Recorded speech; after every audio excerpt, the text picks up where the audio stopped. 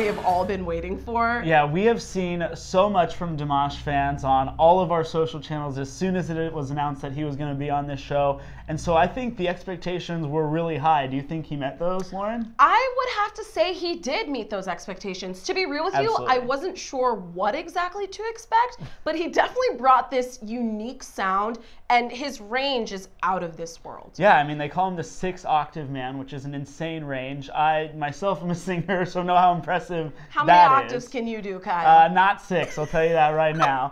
But it was insane to hear, and it was one of those things where, you know, when it first starts, you're invested, you're like seeing it all happen, and then just as he continues to like climb and climb and climb and go higher and have these like huge notes and moments, you're just drawn in. You know, you can't help but just like sit there with your jaw dropped, like what's happening completely right now? I'm like, okay, is this opera, is this R&B, is this classical, like what is happening right now? He takes you through everything. He's like Faith. Yeah, and I'm excited. Yeah, and I'm excited to see kind of what he does next, you know, like what other songs he has up his sleeves, what other trick he has up his sleeve.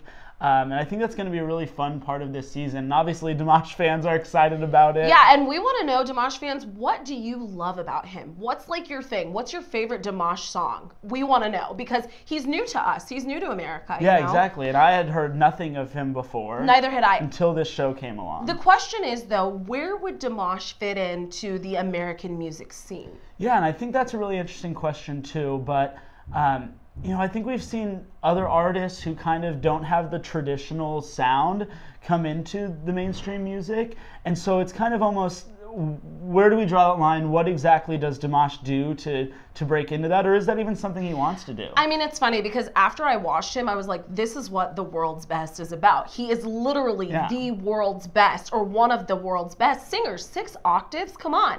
Now, I wonder how competition will fare when he's faced against the TNT boys. Yeah, exactly. And all these other vocalists that are emerging that are super talented as well, but very different. Very different. You know, I think his vocal style is unlike anything else we'll probably hear this whole season. Absolutely. We've already seen, I think, 13 of the 24 acts that are going to move on to the battle round. So we're over halfway there already. It feels like things are moving so fast. I was surprised Dimash didn't get 100 on the scoring. I know. 2 of the judges on the Wall of the World didn't say yes for him, but all of the American judges gave him a 50, and that was the first time that happened. That was the first time. Shout out to you, Rue, for not giving Dimash a 48. Exactly. Okay? His standard move. Definitely.